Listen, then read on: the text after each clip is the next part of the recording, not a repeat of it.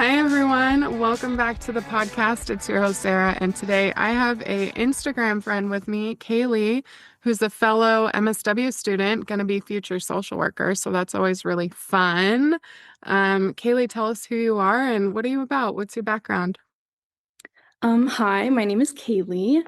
I am currently an MSW student. I'm a little over a year into my program, and I've completed my first internship, and I'm getting ready to do my second internship. I currently, with school and work, that kind of takes up all of my time, but I really enjoy what I study. I have been diagnosed with BPD since I was 21, and I am 25 now, so it's been a few years. Getting diagnosed was kind of interesting. Yeah, I've been listening to the podcast for quite a while, and I'm excited to be here. Yay, so excited to have you. You're quite a bit younger than me. So what is you got diagnosed at 21, I got diagnosed at 23, so that's not very different. But you being 25 and only having gotten your diagnosis during, let's see, the pandemic, that's fucking weird. Tell me about that. Yeah, so I didn't start getting help for my mental health until I was like 18. And I finally saw like a mental health provider instead of my primary care provider around 21. And I was seeing this therapist at the time when I was 19, though, and we were talking in session, and she had her DSM and she was like reading it while I was sitting there talking. And she actually mentioned, like, do you know what borderline personality disorder is? And I just said no. I knew what it was, but at that time I was terrified of being diagnosed with BPD because of everything I had seen online and like all the stigma and stuff surrounding it. So I never mentioned it again, and neither did she. So that was that. And then my life was kind of just going downhill. I was an undergrad and I just wasn't functioning the way that I needed to be. And so I saw a nurse practitioner, and um, yeah, I saw her virtually. I met with her for about an hour and a half, and we went through like the criteria and everything. And I got diagnosed with BPD and bipolar 2, actually. How do you feel about the bipolar disorder diagnosis? I wasn't really sure about it at first. And I think for me, it's a lot more of like depressive episodes than like hypomania. But from the time I was 18 until I met with the practitioner, I was on antidepressants, but they weren't doing anything. And there was like one specifically where I was taking it, and the roommate I was living with at the time was like, "Are you okay?" Because I was just so hyper and like at it and never sleeping, and I just wasn't putting two and two together. So when she mentioned it, it kind of like blindsided me, but as I sat with it more, it kind of started to make sense. Yeah. And we've talked about this on the podcast, so you've listened to it before, but antidepressants generally don't really work for people with bipolar disorder, and can have negative symptoms, in fact. And that's not to say that all people with bipolar disorder can't have positive benefits from antidepressants, because they can, but it's generally in combination with like a mood stabilizer or something like that. Yeah, so we immediately took me off of the SSRIs and switched me to a mood stabilizer and an antipsychotic like combination. Hi guys, it's Sarah. Really briefly, I've talked about SSRIs and bipolar disorder a lot and mentioned they're not always very effective and it can induce mania and whatever. So I realized I talked about this again, and I just wanted to give a little bit of information about this. So in my research, I found a really great overview. So SSRIs are sometimes used for bipolar depression, but they carry a risk in bipolar disorder, potentially triggering mania, hypomania, rapid cycling, or worsening mood instability, especially when used alone. Doctors often prescribe them alongside a mood stabilizer for co-occurring anxiety or severe depression, but with close monitoring for switching into manic states is crucial, and standalone SSRIs can destabilize mood, making it a risk in treatment long term. So I'm not cuckoo bananas. This is real stuff. I just wanted to add that information in there. Okay, let's get back to Kayleigh. What Yeah. are you taking? If you don't mind, me asking what you're taking. So I've taken a lot of different things. For a while, I was on Lamictal and Abilify. I was probably on that for a solid 2 years. And we upped the dose of Abilify and it ended very badly. I actually ended up in the hospital. And so we stopped that and started Vraylar. And then I stopped taking Vraylar and Lamictal because it was just too expensive, the Vraylar was. And so now I only take Rexulti, but I'm actually not on any of my meds. I haven't been for about 3 weeks because I have a sleep study coming up and I had to get off of all of my medications for that. So it's been an interesting 3 weeks. But right now it's just Rexulti. And then I also take a stimulant to help with like my fatigue. But yeah. I'm taking Vraylar and Lamictal and lithium and a stimulant and an anti-anxiety and some PRNs, but that's okay. Um, my guess is if I were to have to abruptly get off of my meds, I would be pretty sick. How has your experience been the last few weeks? It's been honestly rough. I think the hardest part for me right now has been my anxiety. I feel like a ball of anxiety, Mhm. but I knew that was coming. And it was when I knew I needed to do the sleep study, my doctor talked with me about it because I didn't want to get off of my meds to do it. Because I've been medicated for the last 3 or 4 years. So it's been rough, but we're getting through it. My sleep study is next weekend, and then I can get back on my meds. So So you haven't been sick at all? no, I actually don't like side effect wise. I do very well with medications. I generally don't get any side effects when I start a med, stop a med. I'm also not very good with med compliance, to be honest. So I'll go through periods where I'll just stop taking my meds for a few days or a few weeks, and then I'll just start taking them again. So I really don't experience any side effects. The only issue I ever had was that one time with Abilify, and we don't really know if it was the Abilify or if it was just a time thing.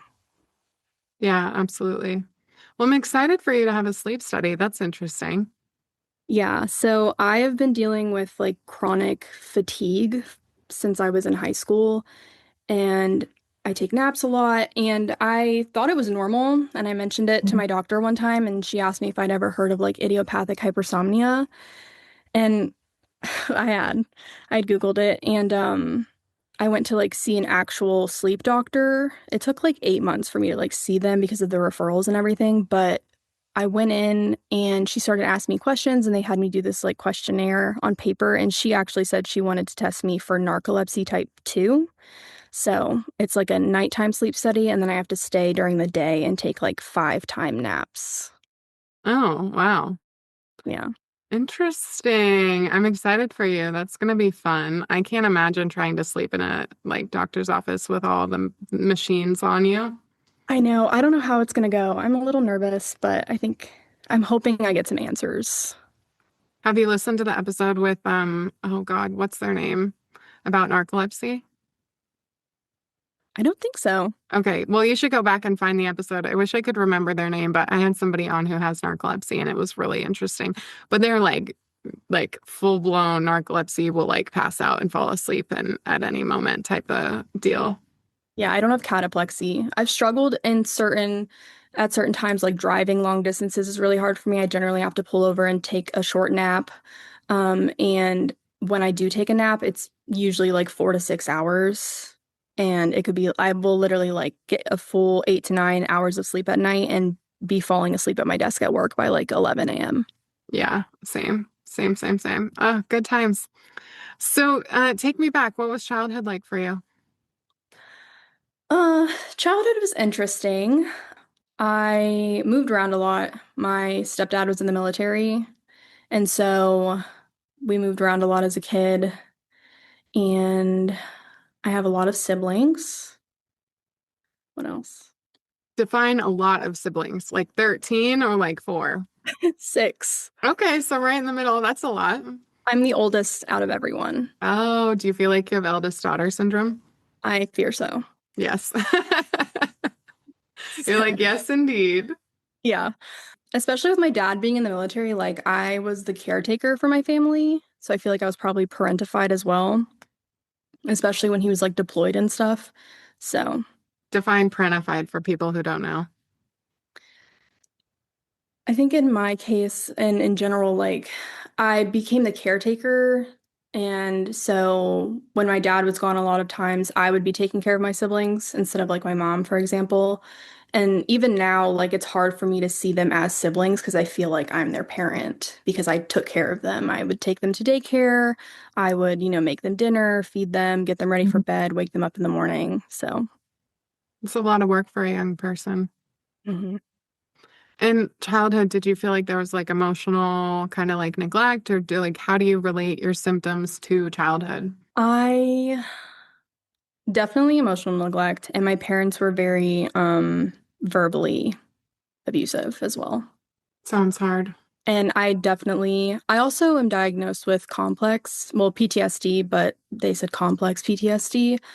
And so it's hard for me. I have like chunks of childhood that I don't remember.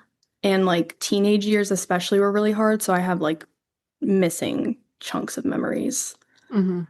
It's so interesting because I also having PTSD feel like it's the opposite for me where I've like hyper memorized, if that's the right word to use, like especially specific parts of my childhood, like centered on the trauma, where some people sort of dissociate from it.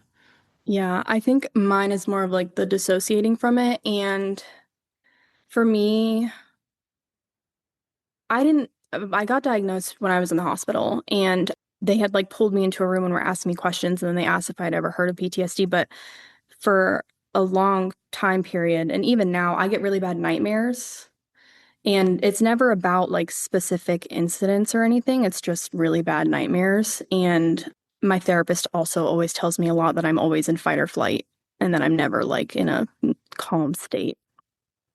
Yeah, just that cortisol kind of rushing through you. Hmm. Yeah, the first episode of 2026, obviously we're recording the day after Christmas, so it hasn't come out yet, but the first episode talks a lot about kind of like how the body is never regulated. It's just like crying out for regulation, but can't get there. Yeah, that's definitely something I struggle with. And I notice it when I'm in different situations. I feel like I can't calm down. And I don't notice it sometimes, but like, I have a really hard time. Like, I clench my jaw so much to the point where like my teeth hurt and it like hurts to eat. And so I think that's like another thing where I try to remind myself through the day, like, okay, like relax your jaw. But I just like, it flies over my head when it comes to it, really. Hmm. What symptoms of borderline do you feel like like experience? I haven't looked at the criteria in a while, but for me, I think a lot of it is like, the emptiness, I think, is like the biggest one that I struggle with, self-harm. And it's not necessarily a criteria, but when it comes to like relationships and stuff, I attach to people and they become my favorite person immediately. And then I'm stuck in that. I think those are probably the biggest ones. Having a favorite person can be super painful, people tell me. It is. I lived with my favorite person for almost 3 years, and it got to the point where I just decided that I needed to leave. And I did, and it was awful, but I just didn't in the moment, like you don't realize the behaviors you're exhibiting and how you're acting and what you're doing, and then you have like time to reflect on it. And I know for me specifically, like I just felt so awful for how I was in that relationship, and like we were just friends. So Hmm. Are you still friends with that person? we talk here and there, but we've not seen each other in person since I left. Is that hard for you still? It is because, when it's a favorite person, you see them as your everything. And I thought, like we were going to be friends for life and we were going to do life together. And, you know, now we, exchange, Merry Christmas or Happy Birthday. And like I'll send her a random TikTok here and there. But other than that, Hmm. Yeah, it's such so a mourning. mhm, I'm sorry. it's okay. Yeah. Thankfully, I've not had a favorite person since then. But I definitely noticed throughout my life that I always had like one friend that I would attach to super close, and I would just be so attached to them, and then the friendship would end, and it would be like a whirlwind in my life. Hmm. So, Yeah, it's such a borderline thing to do, especially when we're young. mhm. So, what are your relationships like with your siblings? So my second oldest sibling is 19, and the next one is 11. No, sorry, 13 and then 11. And me and my sister, who's 19, we tried to live together recently for about 3 months, and it did not work out. It was awful, and I just recently moved out probably about a month ago. But I think even still, it's hard for me to see them as siblings, and I just don't really know them, I think. I think I distance myself a lot from my family, especially lately. So Do you feel like you know the cause of that, or is that just kind of because that's what's best for you? I think it's a mixture of it's what's best for me, and also it's funny to see, but I think my siblings got such a different version of my parents than I did. My parents were very young parents. My mom had me when she was 17. And she met my stepdad when she was 21, and my stepdad was 24, I think, at the time. And so my childhood was a lot of them partying and me going to stay with my grandparents or being at the house, you know, while they're partying. And I think I just got a different experience than my siblings did. Hmm. Yeah, like they were just trying to figure it out when they were parenting you, but they're a lot more stable now. Hmm. Do you feel jealousy? I do. And I think I also hold a lot of resentment towards my parents because when I've in the past tried to bring up different aspects of my childhood that I do remember to them, there's a lot of back and forth and gaslighting that goes on in those conversations. And so it's just not worth bringing it up. And so I think I just hold resentment towards them as well. Yeah, I feel like it's similar with at least one of my parents who's like objectively gave us a very good life, right? And we'll say that like you had a really good childhood and all of those things. Like, and we had all our basic needs met and more than our basic needs were met, and still have very supportive parents in that regard of like wanting to make sure that my needs are met, but also like just the profound emotional lack of presence by one of my parents, anyways, that they don't understand that that's so damaging. Yeah, I think that's a big piece of it. And it's, they don't want to recognize it, but that is not my work to do. So, No, but it impacts you. yeah. Do you want to be close with your siblings, or do you feel like you're okay with where it's at?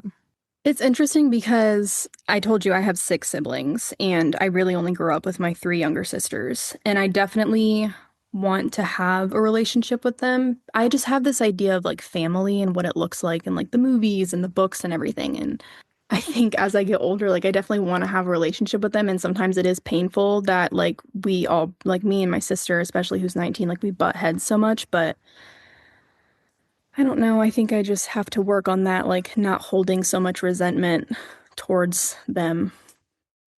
It's easy to have that romanticized view of family. I think especially like when I think about like all of us getting older and like when they're my age, like we were younger, but I was hoping as we got older, like things would get better. And I think I really hoped that like by living with my sister, it would like strengthen our relationship. And it just didn't. And I mean, we're at the point right now where we see each other in passing, but we don't really talk outside of that. I always wanted a sister. I always thought having a sister would be like so cool. I loved watching them grow up and I love being an older sister, but I don't know. She is so different than I am. I think also maybe that's part of it is like our differences are so great, maybe. I don't know, but yeah. Yeah, she has like no, maybe she does, but I just feel like she doesn't have any life skills. Like she's very book smart and she does very good in school and everything, but when it comes to like living, it's just not there. Mhm. I So, mean, but it can't be there yet. How old is she? 19. yeah. Yeah, it's not going to be there. She has a long time before it's there. I know. I guess maybe for me, like, because I took care of my siblings growing up, like, I was super independent from the time I was like 15. And so I think for me, maybe I just had to learn how to be independent and have life skills. And I think that wasn't her case. Hmm. So, Yeah, it's developmentally not appropriate to know what the fuck you're doing at 19. I know. Yeah. So Yeah. are you partnered or what's the deal with that? No, I am not. I consider myself like a perpetually single person. I was in a relationship about a year ago with a man for the first time in my life. Like everyone else was not, but that just did not end well. So, and I feel like for me and like my generation, it's so much this like online dating and I hate it. Like I hate Hinge, I hate Tinder, like it just does not work for me. And I feel like every time I start talking to somebody and we hit the like, okay, let's text each other phase, like I get ghosted. Hmm. And it's just out of the blue. Like you could just tell me that you're not feeling it instead of just ghosting me. Yeah. People don't text anymore, I've noticed. Like I feel like because you're what, Gen Z, so um I don't know what happened between millennials and Gen Z, but Gen Z only wants to like Snapchat message. They don't actually like exchange numbers, it seems like. They certainly aren't calling each other. Whereas like I still call like my good friend Leanna, I'll call her on my drive home from work. Like that's like a normal, or we text or whatever. But like young people, I feel like are only Instagram messaging and Snapchat messaging. They don't text. Nobody has your phone number. Yeah, I am a huge texter. Yeah. I have Snapchat, but I like barely use it. I literally use it to talk to like a couple long distance friends. But other than that, like I am a huge texter. I don't like to talk on the phone per se, but texting to me is like very important. And I think that if we're at that point where we're like getting to know each other, like I want to text you, I want to get to know you. I don't want to just send a text every few days. Like I need communication. Yeah. And not just sending like memes back and forth. No. Oh my God. I have to be honest though, I think Tinder is so fun. I love it. I love the swiping. I love the like social like engagement. I love the flirting. I think it's so fucking fun. Sometimes I'm like, I should just download Tinder just for that, but that's not really fair to the other people that I'd be interacting with. Hmm. But I think it's so fun. No, I got a new phone a couple weeks ago and I have not even like downloaded any dating apps. Yeah, good for you. So do you want to meet someone like in person at the coffee shop or whatever? Because it's not going to happen. I know, I know. And it's like I'm such an introverted person and I really don't leave my house unless it's like absolutely necessary. And so I'm like, how am I ever gonna meet someone if I don't like actually do it? Yeah, So you're not going to. But also, if you don't want to, then it doesn't matter. yeah, I don't really know. Like, I don't know where I'm at with that. So I think also in relationships, like I would say like symptomology gets a lot worse when I'm Yeah. in a relationship as well, and it's a lot harder for me to hold myself together, I would say. And so, yeah, I've always said that like I feel like I need to get my like shit together before I bring someone else into it. Hmm. So, There's something to be said for that, like having better control over your symptoms. But there's also something to be said for like letting people just be with you and see you and sit with you where you're at. And like the right people will. yeah, I think that was kind of the issue in my last relationship is I was very honest from the beginning about the borderline and it kind of blew up in my face in the end. So, and I think my relationship before that, like I was dating someone who also had borderline. Hmm. So, I yeah. have gone on like two dates and had sex with one person who also had borderline. What a fucking experience, dude. What a fucking experience. I was like, oh, this is what it's like. And I mean, that's not to say that there's anything wrong with dating people that also have borderline, but you just have to be ready for the roller coaster. Oh yeah, I think that that is a statement, yes. And for me, it was just it almost felt like looking in a mirror too. But our Mhm. like it was so different but so similar and it was a lot of like being blocked and then unblocked and like splitting like I could just see it immediately, but we were so honest with each other after it happened that we like would communicate about it and so it was like, oh, okay, this is okay. And then I think it just got to a point where it was like too much. Yeah, the cycling. Yeah. Mm. Dating is a mess. Yeah. When I was 25, I was engaged and about to get married. I think I got married at 26 and then divorced at 28, if I remember correctly. Highly don't recommend. I don't know. I don't even know if I want to be in a relationship. I know part of me does. Like, part of me wants that, like, stereotypical, get married and whatever, but I don't know. I will say when you're married to the right person, it's like so yummy. I I'm think, super lucky. yeah, I think also, like, my mom and my stepdad, they were actually separated for about 3 years. And I don't really know if they're back together now or if they're just living together, but I think I also just didn't have the like image of like what real caring love looks like. So, Hmm. Yeah, I imagine most of us with borderline probably don't. mhm. Like, I thought that I was witnessing a really healthy marriage in my parents growing up, and my perspective on it is very different now. Yeah. So, And that's okay, but it's sad. Yeah, I don't know a lot of couples that I feel like, oh, you're really healthy. I have one couple in my life that I'm like, oh, wow, I cannot believe you guys are as well adjusted and stable as you are. They've been together for almost 11 years and they're 32. And they have so much like respect for each other and strong communication. And it's just like so beautiful. And unfortunately, that's just not the norm that I've seen. I will say that like one of my friends, her parents were like high school sweethearts and have been married ever since and had kids and everything. And I spend a lot of time with her parents and her, and I see that like normal, healthy, like parental relationship and their love for each other. And I'm like, wow, okay. But that's like the only instance I've ever seen. So, Yeah, it's very, very rare. Love is hard. I mean, like it's easy to fall in love, but it's really hard to maintain it and to be good in it, I guess. So, what else? What haven't we talked about that's important to you? I feel like we've touched on a lot already. Well, tell me about how you want to be a therapist. Yeah.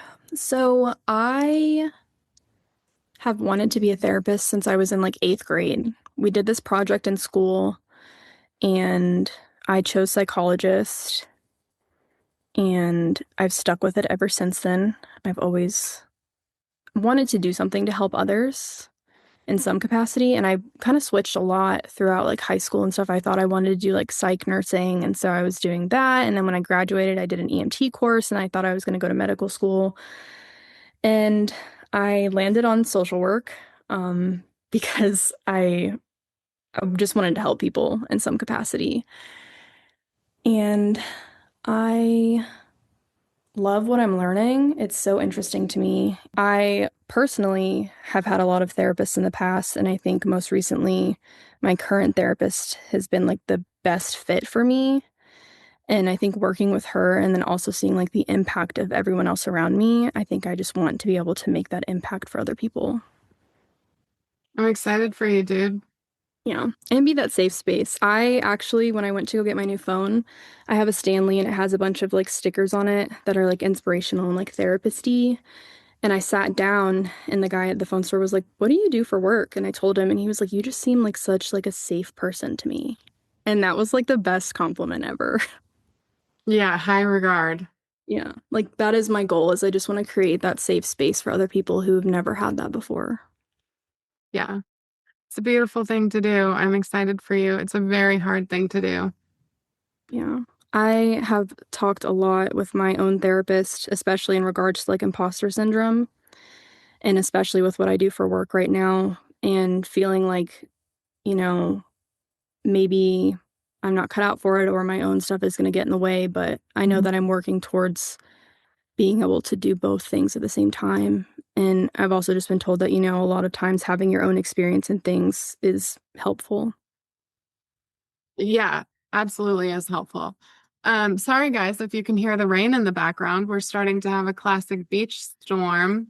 It is really helpful, especially if you're teaching skills-based therapy. I think like there's nobody better to do, especially dialectical behavioral therapy work with clients than someone who's been on the receiving end of DBT and had to learn a lot of DBT skills. I think one of the things that really frustrates me is that I don't see a lot of therapists talking about how much of ourselves we give up in the work. It's a Hmm. it's a very romanticized work and it's not romantic. Do you know what I mean? Hmm. I wish people would have told me that when I was younger, that you don't have to give everything that you have to this work and that you have to be a whole person outside of it. Yeah. And it's so easy, like similar to the favorite person. I think like I've made my career my favorite person, and I do not want that for other people with borderline. It's so easy to do it. Like there were years I saw 30 clients a week. It's way too many clients to see a week. We should be seeing no more than 20 clients a week. And I don't know, it's easy to fall into that trap. So I hope that you don't. Yeah. I think I really learned being able to like personalize my life outside of work when I was working in a residential with teens. I was a youth mentor, and so I was seeing them daily, working with them, helping them, especially when they were dysregulated or there was a crisis. And so I think I really had to learn that. And they're teens, so they're gonna try to find you on social media and get your number and do this and that. And I think I really just learned then to have strong boundaries and being able to, you know, not take it home with me. Yeah, that's beautiful. Well, when you have ideas for how to not take it home with you, let me know because I don't know, dude. I don't know how to do that. Yeah, I feel like it'll be a lot different, when I have my own clients for sure, but we'll see. I'm so excited for you. Well, what is one thing you want people to know about borderline? I think from my own experiences and my own relationships and stuff and meeting new people, and I'm an open book. I like to be honest with people from the get-go. And I think really communicating with the person that has borderline and instead of just assuming things or what you see online when you just do a basic Google search, like really communicate with them and learn from them what it means to them. Because, there is the criteria and the symptomology can be similar, but it's different for everyone in some way. Yeah, absolutely. We're all our own humans. So, Well, thank you so much for joining us on the podcast. It's so cool to meet you, fellow social worker and person from an entirely different state with an entirely different perspective. It's so cool. thank you for having me. Yeah. Hi, listeners. Thank you for tuning in to the Bold, Beautiful Borderline podcast. I hope you enjoyed the episode today. If you liked what you heard, don't forget to subscribe, rate, and leave a review on Apple, Spotify, or wherever you get your content. That is super helpful for me. It helps us find additional folks who want to listen to the show, want to feel seen, family members who want to learn, and partners who want to understand. If you want to follow along to more than just the podcast, find us on Instagram at Bold Beautiful Borderline, find me at Borderline from Hell, or head over to boldbeautifulborderline.com where there's information, resources, a place to leave a voicemail to be heard on the podcast, which I love, and just general content. All of that information can be found in the show notes. And if you want to get exclusive content, which is bonus episodes, journal prompts, worksheets, all sorts of extra stuff, sometimes videos of me with my hair very crazy with kind of impulsive borderline rants, head over to Patreon and consider becoming a member. That is super helpful with creating content that allows me to destigmatize BPD and all of the other wild mental health struggles that we discuss on the podcast. A huge thanks to everyone who joins on the podcast to share their story and just generally helps keep this thing alive. Especially my friend Corey Evans from the Evergreen Band. He produced and created the music that is the intro and outro for this show, as well as the cover art that was created by my husband, Talon Abbott. Their information is found in the show notes.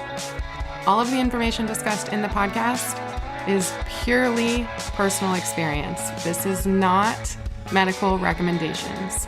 This is not therapy recommendations. There's no producer for this show. It's all me.